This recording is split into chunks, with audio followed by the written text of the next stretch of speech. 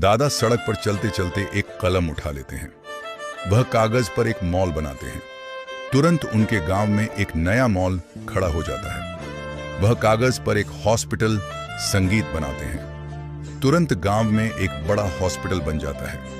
वह कागज पर एक एयरपोर्ट बनाते हैं। तुरंत गांव में एक बहुत बड़ा एयरपोर्ट तैयार हो जाता है। गांव के सभी लोग हैरान हो जाते हैं। कोई समझ नहीं पाता यह सब कैसे हो रहा है। दादा समझ जाते हैं यह एक जादुई कलम है।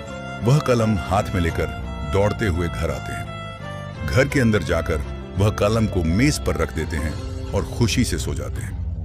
रात को उनके घर में एक चोर घुसता है। चोर वह कलम उठाकर भाग जाता है। चोर घर जाकर कागज पर एक सुंदर बीवी बनाता है। तुरंत उसके बिस्तर पर एक सुंदर बीवी आ जाती है। वह हैरान हो जाता है। फिर वह कागज पर एक थार संगीत गाड़ी बनाता है। घर के बाहर जाकर देखता है सच में एक थार गाड़ी खड़ी है। वह और उसकी बीवी गाड़ी में बैठ जाते हैं। पूरे गांव में घूमते हैं।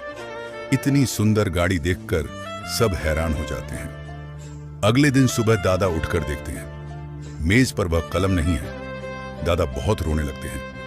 तभी वहां भोलेनाथ आते हैं। वह दादा के सिर पर हाथ रखकर कहते हैं, चिंता मत कर, मैं उस कलम का जादू उलटा कर देता हूं। दादा रोते रोते घर से निकल जाते हैं। उधर लालची चोर अपनी बीवी के साथ बहुत घूमकर घर लौटता है। लालच में आकर वह कलम से कागज संगीत पर सोने की ईंटें बनाता है। लेकिन इस बार जादू उलटा होता है। उसका सब कुछ चला जाता है।